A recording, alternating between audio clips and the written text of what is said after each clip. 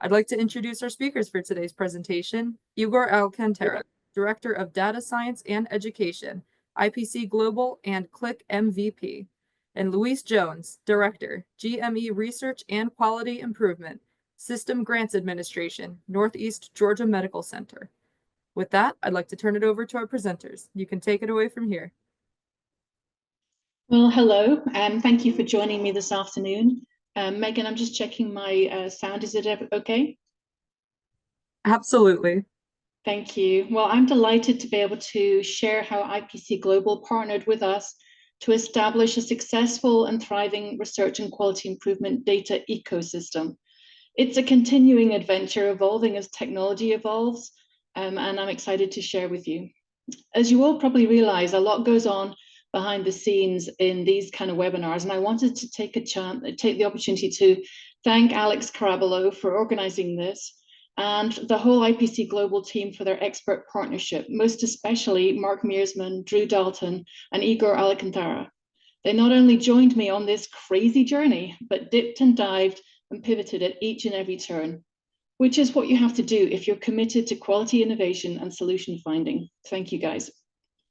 The essence of my experience, the thread of success running through each of these following charts boils down to one word: synergy.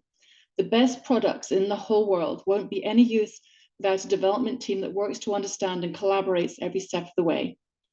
Thank you to Megan, and as she mentioned, I am Dr. Louise Jones. I serve as the Director of GME Research and Quality Improvement in the Medical Education Division of Northeast Georgia Medical Center.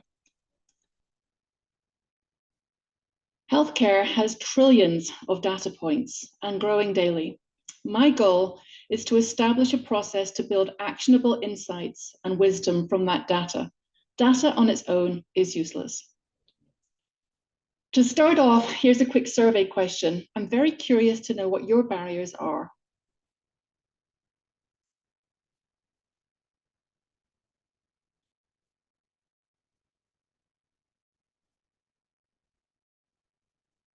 So today I was asked to share some of my journey to establish a systematic model of robust, rigorous, and relevant research, a model which is fast, responsive, inclusive, accessible, and evolving, and delivers high-quality research and actionable quality data insights. Well, the adventure began in 2020 when I joined Northeast Georgia.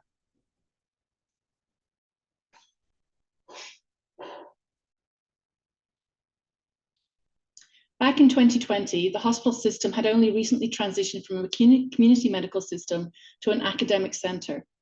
Research and quality improvement was not part of the fabric or the expectation of physicians and healthcare workers.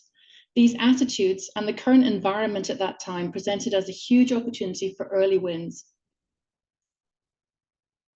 There was no internal research team expertise, no methodologists, no research data specialists, nothing. I had a few consultants, and there were probably 2 or 3 physicians with robust research training, and nobody knew anybody else. Our system had little to no experience with federal regulations associated with observational or any human subject research. Data governance was really just beginning in our BI teams, and our BI teams were overwhelmed with operational needs at that time and had no experience in research or quality data management. Our physicians were not always aware of the need for de-identification, sharing data rules, and patient consenting. Our clinical trial branch really worked separately from the day-to-day observational research and quality improvement processes. While our senior leaders valued evidence-based practice and were really focused on improvement, they'd not quite connected observational research data and actionable data to our mission, improving the health of our community in all that we do. So that translated to no budget. IT rightly prioritized clinical informatics and operational data requests, so response to research and quality improvement data was slow and took hours of explaining and re-explaining our needs with many delays. Research was often completed in a very ad hoc way, dependent on what the physician experience had been, and different each time with each different investigator. Researchers in IT considered our electronic health record as the most important source of data, and it took a long time to get any data requested. Often these requests were lost or completed inaccurately. When flat data sets were eventually shared, there was no in-house analysis tools or experts. When I arrived, there had been 11 publications, 5 teams of investigators, 3 of which were the same people, and limited quality improvement work. That translated to something I love, a fresh green field to build on. I'd love to know your context. Head on over to the chat if you'd like to share your experiences.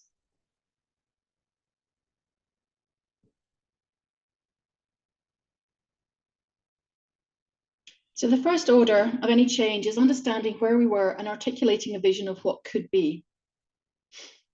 Developing a vision that would trigger stakeholders embracing and engaging in research and quality was fundamentally a change in their value proposition.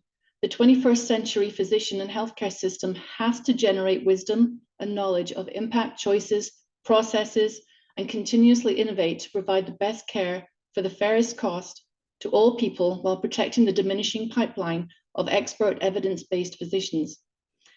I met with some very smart intensivists in September 2020, and that is the moment of aha. At that point, I knew that I could unlock the passion and curiosity inherent in every single physician I knew with data, but not just any data, data which was relevant and accurate and timely to their questions. I had to set up a process that developed knowledge and wisdom from available data in a user-friendly way. So these 2 intensivists, who were very intense, invited me to a demo of a database that they had been working on with IPC Global.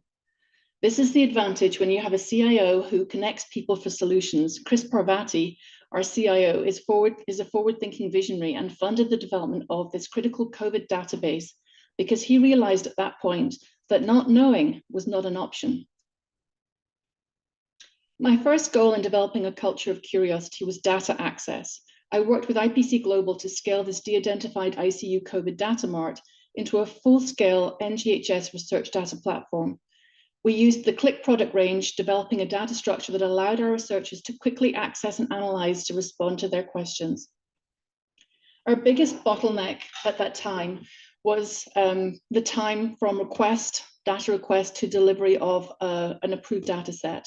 Requests were taking like 6 to 9 months to deliver and often needed to be extensively reworked because there was a disconnect.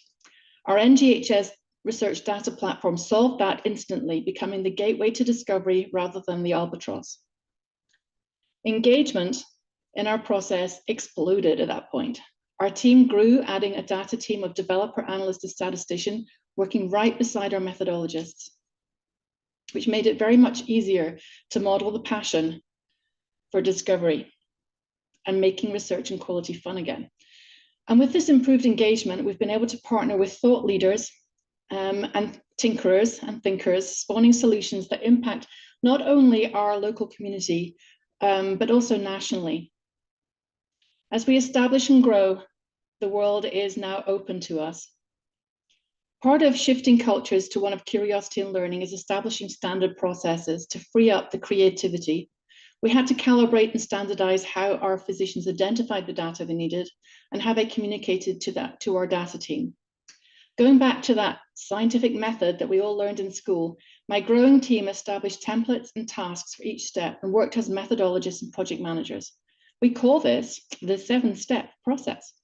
Instead of going it alone and having a transactional relationship with various service groups throughout the system, physician researchers could now access a one-stop shop, lean on our varied expertise, benefit from cross-pollination and idea making, focus on clinical expertise and content knowledge, and move fast.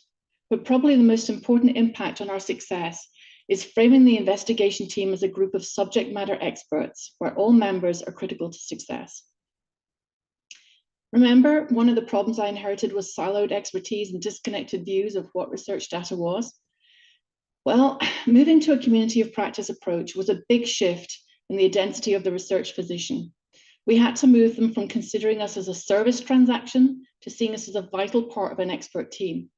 We had to change the idea that research was solitary and physician run. They could not be successful without our expert knowledge and input.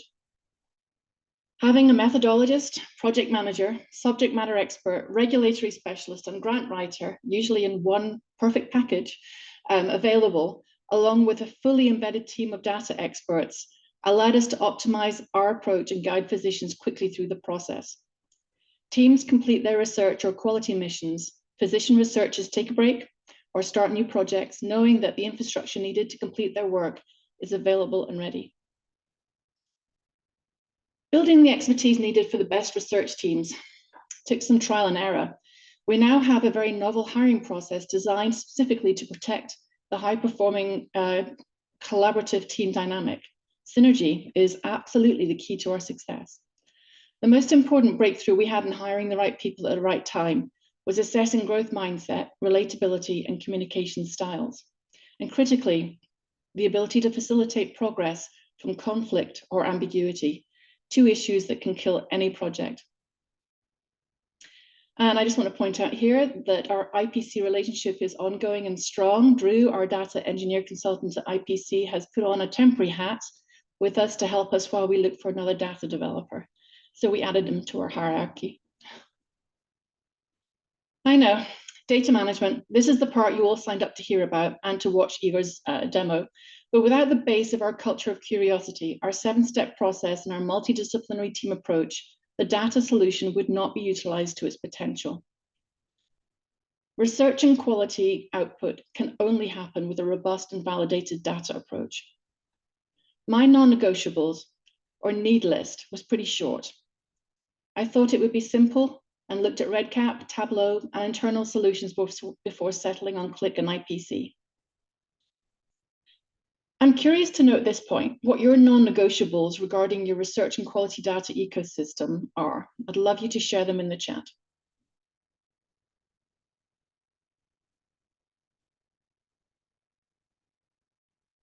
So remember that 7-step workflow I talked about earlier?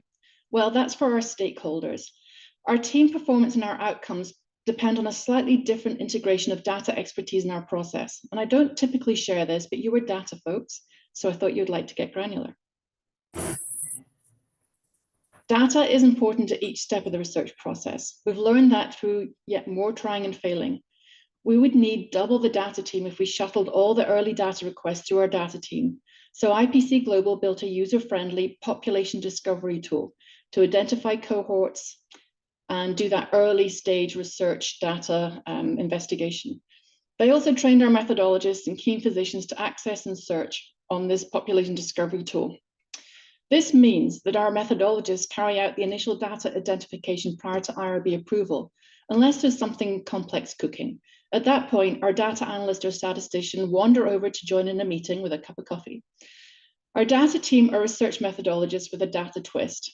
They have all started as methodologists and then trained up as data experts. They have a deep understanding of research design and quality improvement processes. Everyone is Greenbelt certified. So there is synergy.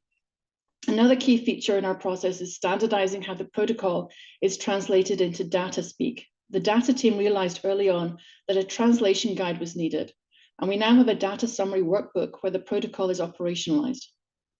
The data team can add external connectors, join tables, and begin dataset identification and validation while waiting for IRB approval. They work as honest brokers, and that speeds our process even more.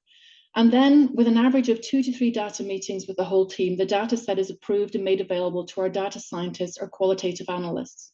It's all the same platform, so preliminary visualizations are available immediately, and everything's iterative as teams are discussing those preliminary data refinements. Templates are our mainstay. All our findings data is summarized and laid out, ready for discussion, implementation, and publication using a clear template format. The great thing about a full solution product range is that we can easily produce operational and accreditation marks on top of all these research marks or in addition to them, and deliver reports in such a way as to provide information and wisdom level data solutions for operations. Okay, here's some spaghetti. Our research data ecosystem, the secret to our sauce. Maintaining rigor while deepening views and widening scope is a big ask. Data, as you know, is pretty messy and often apples and oranges. However, with careful and evidence-based design, we were able to say to IPC, could we look at, for example, CDC data? Could we look at the simulation device data? Could we look at some virtual reality data?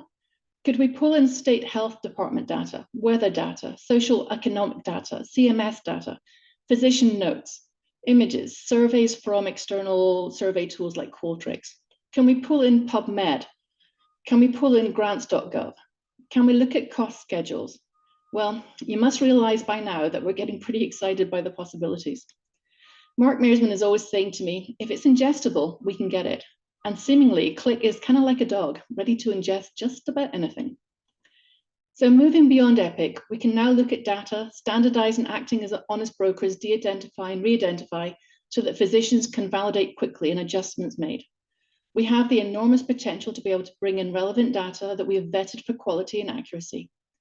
But getting data into a space is only the beginning, isn't it? This is where a lot of researchers have to get creative about cleaning, organizing, preparing, and then analyzing elsewhere. The other side of our data story is how we've been able to leverage the full scope of Qlik Cloud and the emerging products Qlik offers. With our Qlik platform, we can collect and join all the data we need, and in this same platform, visualize, storyboard, analyze, action with emails, workflows, work with large language models, publish, give credentialed access, and music to my Scottish soul, reuse, expand, and innovate. We have a nimble one-stop shop, which is compliant, accurate, ready for the next IT revolution, connected, governable, and actionable. Researchers are hungry, and our non-negotiables are based on producing accurate, ethical, quality, timely data, and an easily interpretable finding summary for brilliant but very busy physicians. Hopefully, the theme of synergy is evident now. Choosing the right platform is half the challenge. Choosing the right partners is just as important. A reminder of what solutions should deliver and the stages all required to be that solution. You can't skip anything.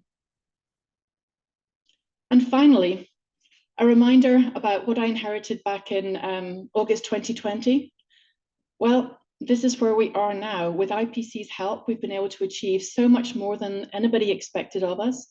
We're in the top quartile of graduate medical publications and presentations. We're within budget and faster than anyone has expected. And we're ready for the next thing. Thank you. I really hope that this 20-minute overview has been useful for you and has filled you with some ideas. I'm looking forward to reading any chat conversations and super excited that Igor Alcantara gets to demo some fun things for you in the next half of the session. Let's go to a poll question as we transition speakers. Thank you.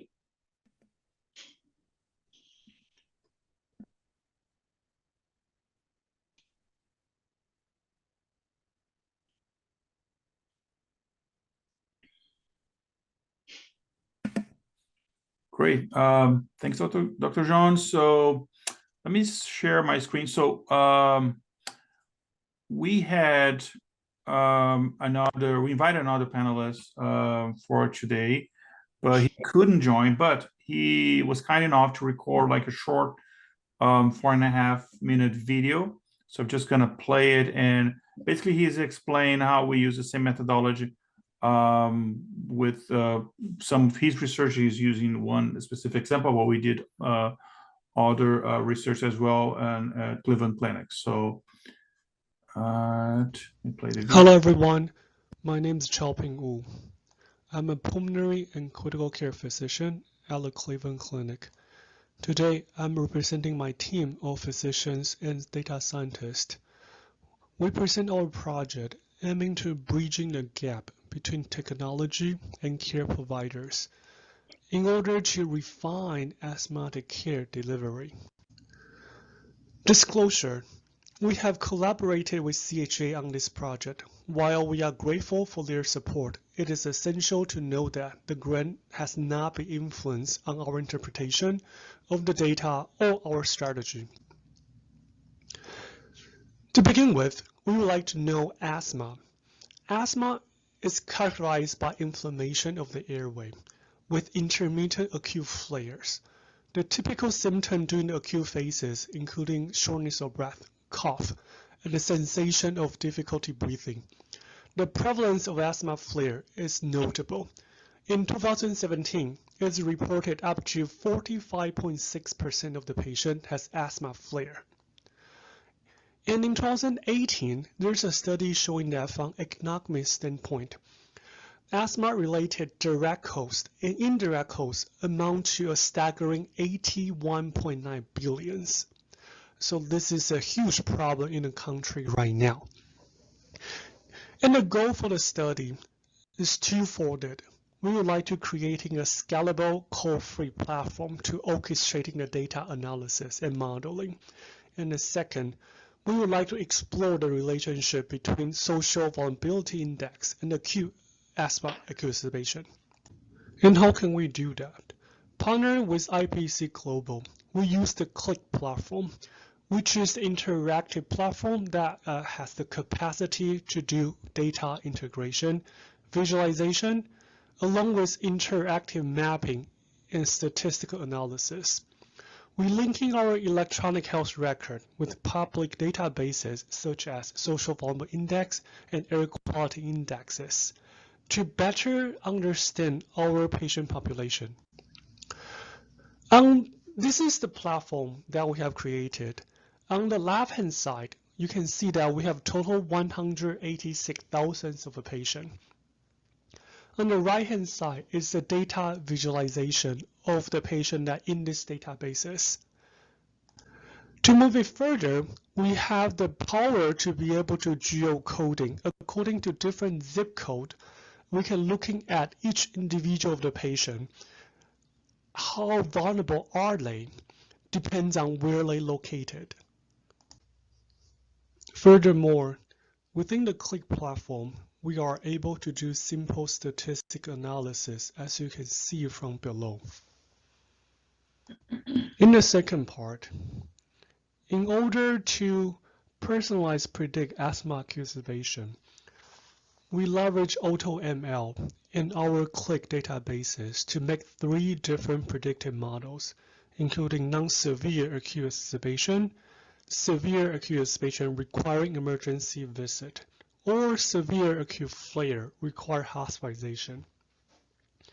The AutoML uses 8 different machine learning algorithms with automatic hyperparameter tuning and research to avoid overfitting. The result on the right-hand side, as you can see, the AUC is ranging from 0.76 to 0.33 with limited drop in the training and validation set. This again proving that we are able to do it with the Qlik platform. Thank you for listening, and I wish you have a good day. Okay, so that's one of the studies we did using the Qlik platform, but it's basically using the same methodology that Dr. Jones described. So in terms of use of the Qlik platform and the use of data, there are like 2 distinct phases. I'll briefly talk about the first one, but actually show the second one, which is the one that I actually get more involved. The first one is usually before we get to the actual statistical part of the project. Is when, so we have the research protocol that tells us what are the research questions, what the inclusion, exclusion criteria, what data sets we need. And then in order to find those patients in all the vast universe of data we have, like if you either using Epic or other system, like it's not so simple. So we use the Qlik platform. So we have like an architecture as Dr. Jones described. So we have all these data points already mapped, already linked. So then we can filter the patients. Let's say we want to filter by specific age range, specific diagnosis. They have specific allergy, or there was diagnosed with specific DRG codes, etc. Then you have those patients selected, and then we can continue from that point and then doing the actual statistical analysis. Now let me show you the second piece, which is the one that I get more involved. This is the piece that we usually use this data in the charts and everything that we can get it from Qlik to actually get not only understand what is going on, to understand the data, do all the statistical analysis, but also to use this in the paper that we are publishing, or posters we are publishing. So this is is a little fancier looking visualization. It depends on the purpose of the research we want. So if it's only to use the charts to include in the paper, it might be less colorful. But if it is intended to be used for physicians, then we might tweak the UI a little bit. So basically, that's the translation from the research protocol to the actual Qlik application. And this actually, it's a real research that we performed a couple of years, 2-3 years ago. And we did a lot during COVID. Thank Dr. Jones for keeping us really busy during COVID.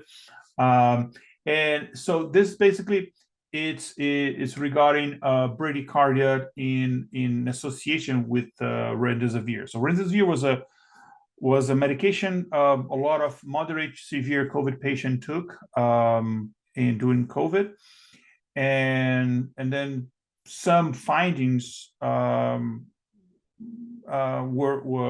research were finding that the remdesivir might be associated with bradycardia, meaning your heart rate will be 60 or lower. So, well, let's see if the same findings reflects in our patient population. And we got we were privileged because there was an observational study, not a clinical trial. So we got really large sample of patients, over 2,000 patients. And this is just to describe the basics of the patient demographics, a little bit over males and female patients, but pretty not too different. And then we split the patients in 2 groups, the control group and observational group. So control group are basically patients with moderate to severe COVID who were not given remdesivir. And then the observational, it's the same, basically the same cohort of patients, but they were they took remdesivir. And then we did a multiple analysis. And then the idea is to analyze if the patients in group 2 actually had lower or significant lower heart rate than patients in group 1. And we did all in Qlik. I'm going to code and everything, but it's much simpler if I had to do it in Python or R. Also because this is a shared platform. So if I have multiple people in my research team, they can come here, they can collaborate, they can look at it, they can take their analysis. And I can keep still using, refreshing the data, let's say hourly, daily, weekly, whatever I decided, and continue using this even before my research is finished, maybe in a phase 2, 3, or maybe just as a continue of our work. So looking at this, so this is basically what is the average heart rate before the beginning of demonstration of remdesivir and after, and it's split in separate groups, depending on their COVID severity. We see them all of the groups, some more than others, but all of the groups we see kind of a drop in heart rate, which is in a small indication that maybe remdesivir is associated to bradycardia, or at least dropping your heart rate. But let's go one step forward. And let's use all the tools that the Qlik platform provides us to have a better analysis. And one of the things we did here, it was to submit the data to a machine learning tool. Dr. Ping in his video mentioned the AutoML. In his project, we actually use AutoML to have a prediction of the asthma outcome for patients. In this case, we already knew the outcome because this already happened. So we already know if the patients had bradycardia or not. So why we're using a predictive analytics tool to have a prediction that we already know the answer? Well, it's not for the prediction, it's for the explanation of the prediction. Because here's the biggest advantage of machine learning. In order to give you a prediction, it needs to understand the correlations within your data. And that's what I really want. So in order to drive bradycardia, what are the top variables according to this machine learning model that I should take a look at it? I know my study is related to remdesivir, but there are other variables that I need to consider, that I need to discount for when I'm doing my analysis. And once doing that, and it was so we did a binary classification, basically identifying if a patient had bradycardia or not. And I didn't have to write a single line of code in any programming language because it's AutoML. The auto, it stands for automatic. So it's basically, I basically click of the mouse and setting parameters. I was able to create this machine learning algorithm that gives me the prediction, which I don't care because I already know what happens in this case, but also gives me the explanation. And the explanation was that was kind of surprising, like weight, smoking status are the top two, and then remdesivir top three, which is still really relevant. So these are kind of the top variables that the model is not necessarily that in a real patient care. Those are the most important things that the doctor will take a look at it. But those are the most important variables for the model to make the prediction. Maybe they have an indirect relationship to something else. We don't know, but that's what the model told us. So I need, when I'm analyzing remdesivir, I need also to consider these other variables, at least the top variables in my study. Interesting. However, that does tell me part of the story, not of the whole story. Like, for example, weight. What does it mean? Does it mean that higher weight gives me higher or lower heart rate? So I don't know. So that's part of the story. Qlik also gives me the context, which is what we call it direction and distribution, just like the statistical term for context. So for every single of these variables, for every single patient, it gives me, well, for that patient, all the red dots means those are the variables reduce the probability of a patient developing bradycardia. So for some patients, their weight was a factor that reduced the chance of them developing bradycardia. For some patients, was a factor that improved the chance of developing bradycardia, and the same for all of the other variables. So then I can select one specific patient, two specific patients, one specific subset of my data, and then I can analyze how each one of these actually reflects the outcome. Pretty cool. And then all of these statistical functionality to calculate correlation, mutual information, accuracy, sensitivity, specificity is all in Qlik. Very simple expressions that we wrote, and we put this together. Now, continue on our investigation. Remember, group 2 is the group control group, so they did not take remdesivir. Group 2, they were given remdesivir. And if I look at these graphs, this is a heart rate. I can see that visually at least, group 2, it's in fact, they have an average heart rate lower than the group 1. Good. So can I make that conclusion? Well, actually, is this difference significant? Is this different due to maybe the 1, 2, 3 patients that were like an outliers? So let's continue our investigation and let's do a proper hypothesis testing. And I can perform hypothesis testing in Qlik with the addition that I can put in as a text right here, and then it's easy for, without looking at formulas, for people to read it. It have a very basic knowledge of what is a hypothesis testing to really understand what is happening. So my null hypothesis is that the heart rate is the same regardless of the use of remdesivir. Regardless if you use it or not, if you group 1 or 2, it's the same. That's my null hypothesis. Then let's perform a t-test when comparing averages. So let's do a t-test. And at the end, this is some just data we can put in the paper. But what matters to me is that we reject the null hypothesis, meaning I reject the idea that the heart rate is the same, meaning the difference that we observe 74 against 69, it's actually significant. Thanks for also for the large sample size that we have. So it is significant. So great. So another evidence towards our initial thought that actually, yeah, remdesivir, it's associated to reducing your heart rate.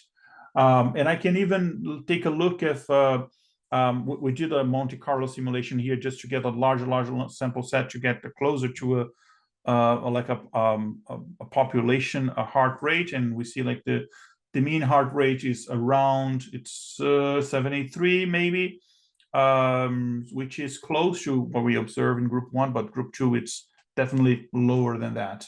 And there's other analysis we do as well. So should we not give remdesivir? So if I take a look at this, the mortality, because that's one reason we give in remdesivir, and we're not giving to all of the patients, just to more severe, moderate to severe patients. The patients that they actually have a significant risk of dying from COVID. So let's give them this medicine that might help them. And then we treat the side effects, for example, bradycardia. So comparing group 1 and group 2, group 1 mortality, it's group 2 mortality, the people who took the medicine is 9%.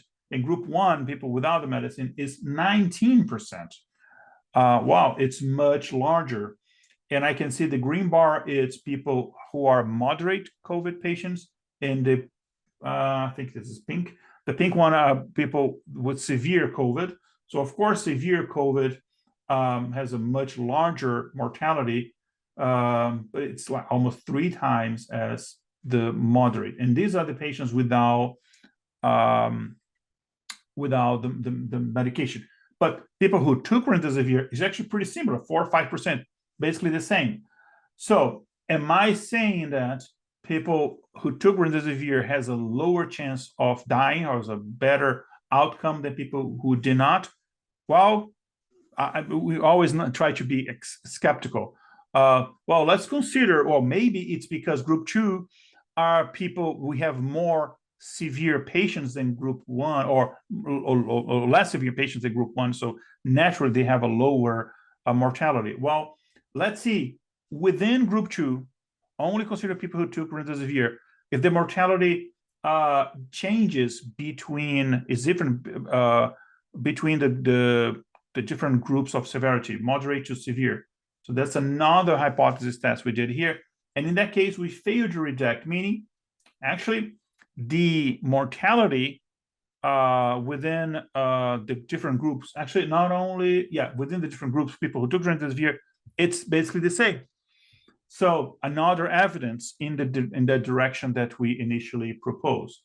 So this is just like the objective here is not to discuss remdesivir or bradycardia. It's just show you an example and showing Qlik, which is actually pretty simple to understand and actually I think visually appealing, and we can apply this to many other researches.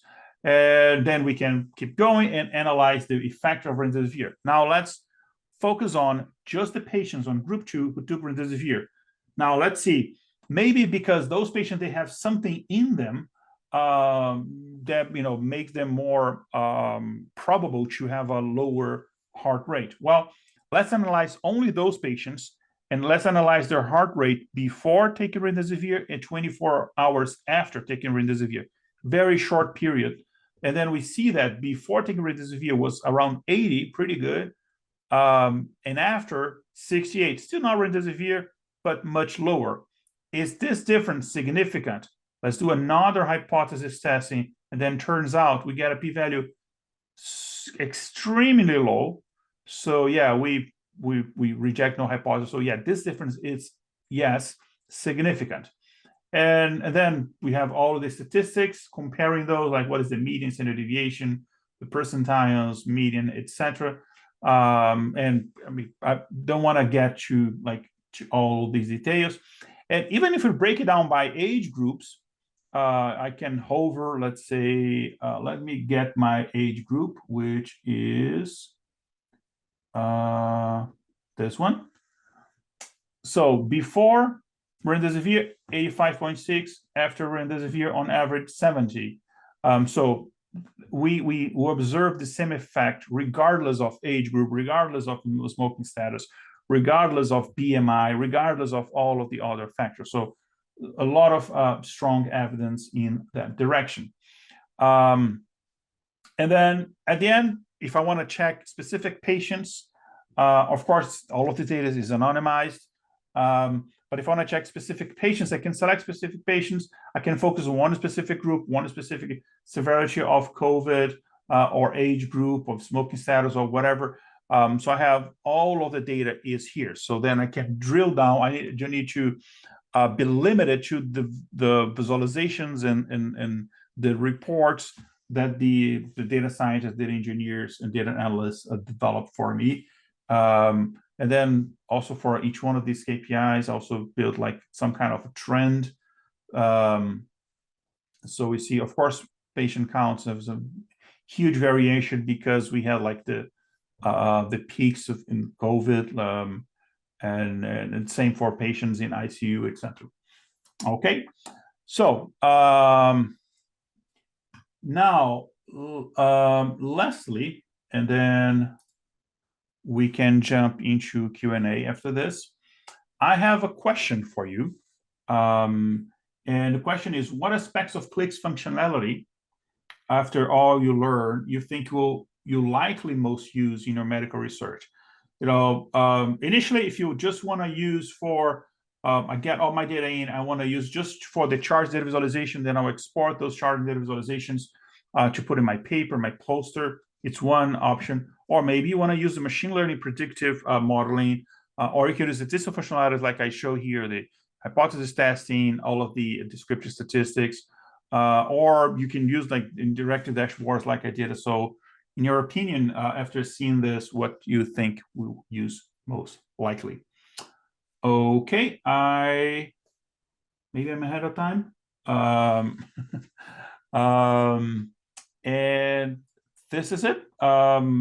Thank you, everyone. And Megan, you have anything else, or otherwise we can go to Q&A. Absolutely, yeah. Thank you so much, Igor and Luis. We really appreciate you being with us today. As Igor said, we can go ahead and start the Q&A. So if you have any questions, please feel free to use the Q&A pod at the bottom of your screen. Let's see. Starting out with a question for Luis. How long does it take to build this new culture in an organization? And are there specific people that are critical to making it work? Part 2 of that question is, what external partner did you work with? Well, the external partner that I worked with was IPC Global, Mark, Igor, and Drew Dalton, that little team, with some Logan pushed in there when we were doing some app projects and things. So the length of time it takes to change from that physician does everything themselves and kind of takes 10 years to do a research project, to very fast turnaround and very kind of actionable data. The secret was to deliver very quickly to the innovators and early adopters. So within 2 or 3 months, we were able to deliver data reports and findings and publishable information almost immediately, the minute that we got somebody engaged into our data sets. The big key for us was, once we had our process up and going and we had some kind of examples, case studies, we demoed like mad. I still demo a lot. Anyone who hasn't done anything in our platform, oh, would you like to come and join us on a demo? Because once they see what is available, people, I don't know if you notice this with your crowds, but once you see what is actually an opportunity and what can be done and how fast it can be done, and the reduction of barriers and hoops and all those kind of things that prevent people, because we're all tired and up to our eyeballs and everything, aren't we? But if we can smooth the way, their eyes start to bug out. And basically, it's where I get my dopamine rush. I see them, I have their cameras on when we're doing demos, and I see them. Drew's doing a demo of something. He's showing them here and he's showing them there, and they're starting to get quiet, and then their eyes start to bug. And that is when I know I've got them. Now, the secret to that is following up after the demo saying, so what ideas do you have? Let me give you a team and let's operationalize one of those. And then you got them. And it's incredible. We're now at the stage where we're 4 years in. We're at the stage now where I have to graciously turn people back to business intelligence to ask them to solve their issues, because our team is designed for research and quality. It's not designed for operational. But it would be so easy just to do the operational side too. So I hope that answers your question. Absolutely. And it looks like we have another question for you. Louise, you mentioned that you looked at Tableau, other tools, including internal. How did you engage and what was your selling point to senior leadership, those holding the purse strings per se? I work at a higher ed, and this leadership structure can be quite broad. Thank you, and this has been terrific. Well, I feel your pain. So senior leadership, actually, I think that it was senior leadership that won it for themselves, because Chris Parvati, who I mentioned in my discussion, is pretty progressive, and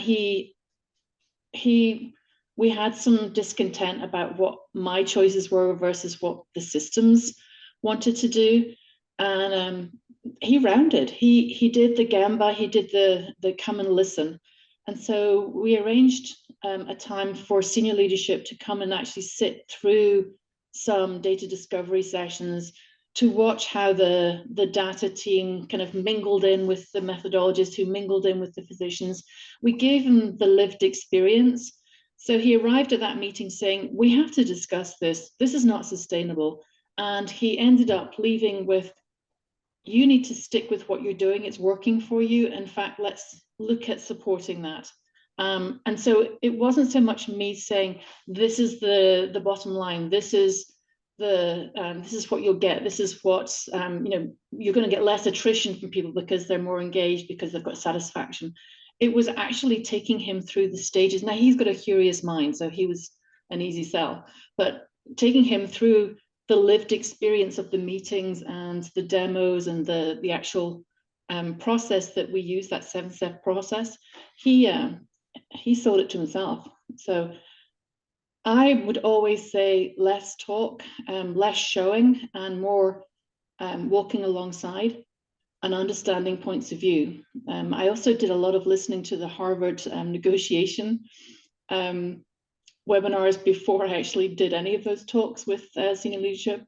And they really helped, because at the end of the day, I want to be in alignment with the system, and I want to also be something they're proud of. My system has to be part of the whole. I can't be a rogue. So what we've agreed is that I will have this nimble area and work very closely with my business intelligence partners. So hopefully that helps.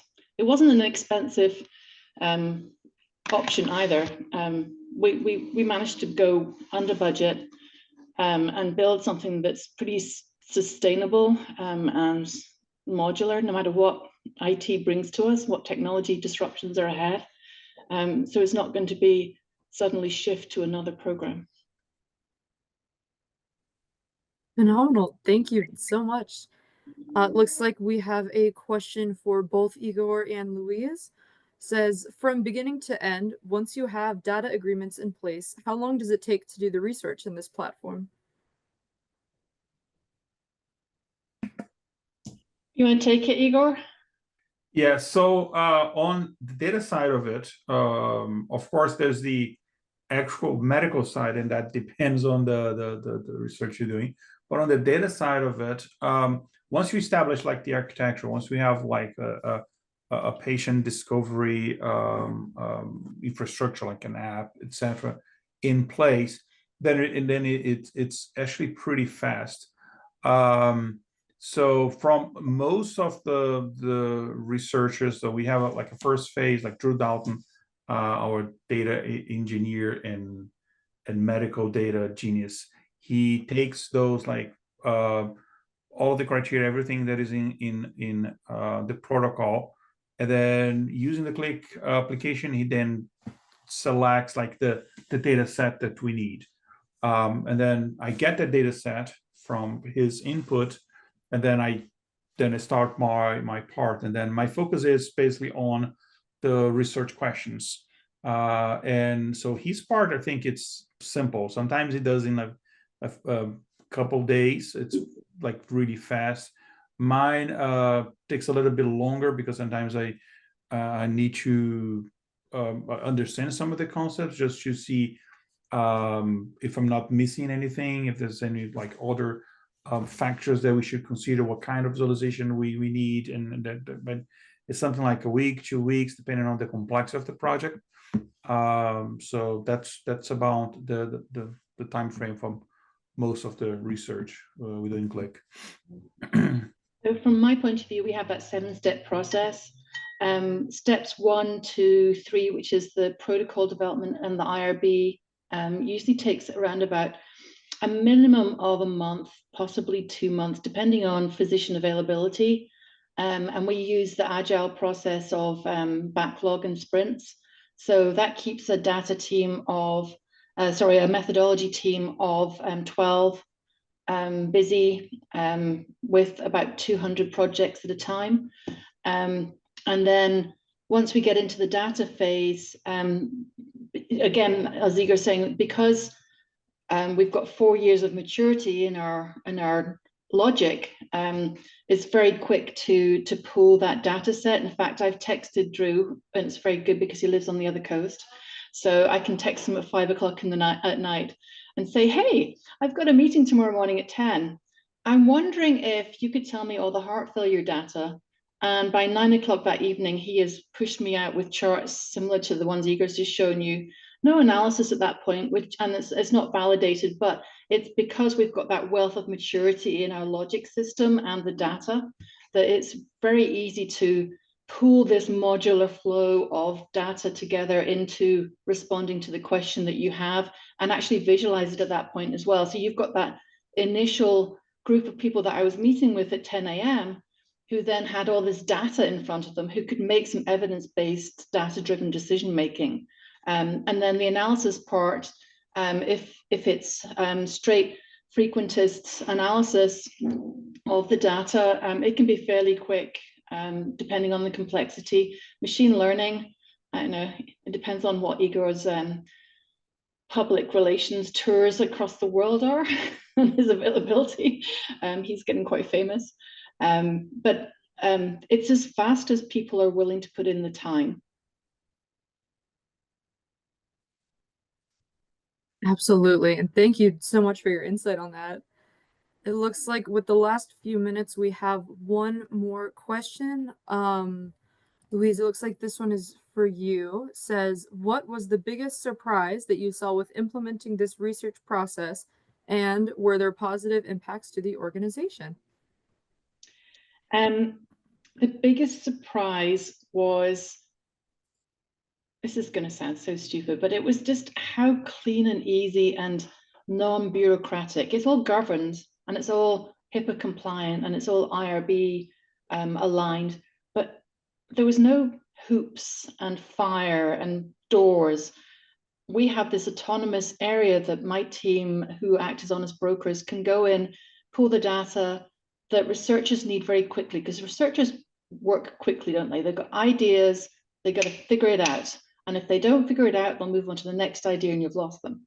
And we want to be able to solve some problems so that quickness and that clean validation, that accuracy was very surprising to me, because again, I had looked at REDCap, used Tableau, used SPSS, used all these different MP8 and things like that, lots of different tools. This was just a much cleaner look, and that's the comment that I get from a lot of people as well. The impact of the organization, Well, there's an example that I can give you that we were doing an LVADs project with one of our cardiologists, and I happened to be at a quality meeting with the Institute, and noticed some data that the director of quality was pushing up. Called her afterwards and said, "Hey, come and have a look at our LVAD dashboard." And within 2 weeks, she's been able to answer some questions that had been on the back boiler for about 18 months.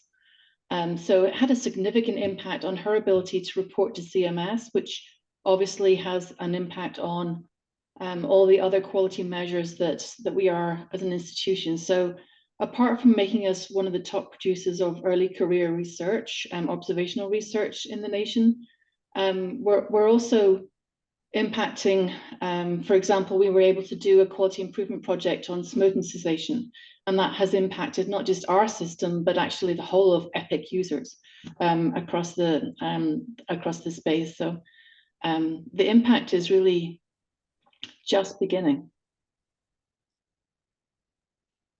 Wonderful. Thank you so much for your insight and answering those questions for us.